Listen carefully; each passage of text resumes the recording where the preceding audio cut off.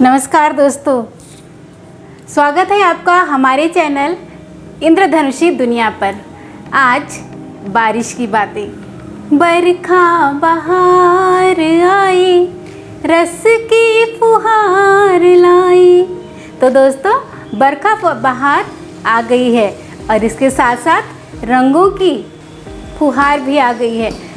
बारिश की बूंदें जब धरती पर पड़ती हैं तो धरती की उर्वरा शक्ति बढ़ जाती है। किसान खेतों में अपने हल लेकर पहुंच जाता है और जुताई शुरू हो जाती है। उसके बाद धरती पर बीज पड़ते हैं और धरती माता कुछ दिनों बाद हमें धन धान्य से भर देती है। बारिश की बूंदें जब पेड़ पौधों पर पड़ती हैं तपती जेठ के बाद, तब मानो पेड़ पौधों को नया जीवन मिलता है।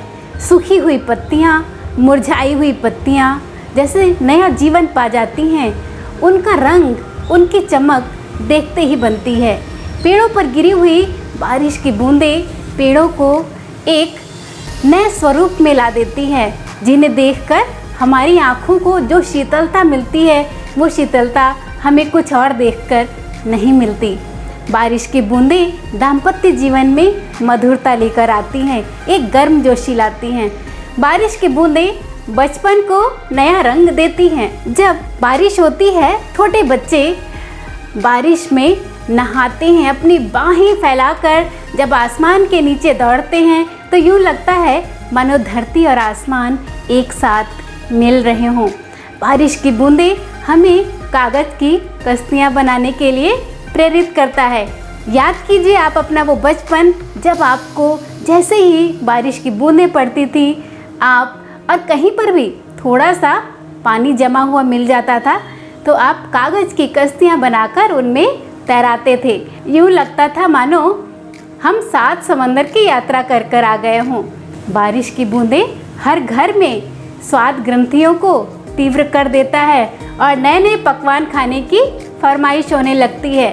कहीं चाय के साथ गर्मा गर्म पकौड़े तो कहीं ब्रेड पकौड़े, कहीं समोसे तो कहीं चाट, कहीं कुछ और, कहीं मीठा तो कहीं कुछ खट्टा। याद कीजिए आप अपनी दादी नानी के ज़माने के वो दिन जब बारिश के आने के पहले ही तैयारियां शुरू हो जाती थी। गर्मी में ही बड़ियाँ और पापड़ बना लिए जाते थे कि बारिश आएगी और अगर उस समय सब्जियां ना मिली तो इन सब से काम चलाया जाएगा। इस समय बहुत सारी बीमारियां भी होती हैं। ज़्यादातर बच्चे, बूढ़े, बहुत सारे लोग बारिश के मौसम में बीमार भी पड़ते हैं और उन्हें डॉक्टरों के पास जाना पड़ता है। तो ये मौसम अपने स्वास्थ्य का ध्यान रखने का भी है। दोस्तों, बारिश का मौसम एक ऐसा मौसम है जो हमारे पूरी शहरी व्यवस्था की पोल खोल देता है। थोड़ी सी ही बारिश में बड़े बड़े शहर जैसे नाला बन जाते हैं, जैसे तालाब बन जाते हैं और वहाँ पानी भर जाता है। बारिश का मौसम नदियों में उफान लाता है और कई सारे गांव बह भी जाते हैं।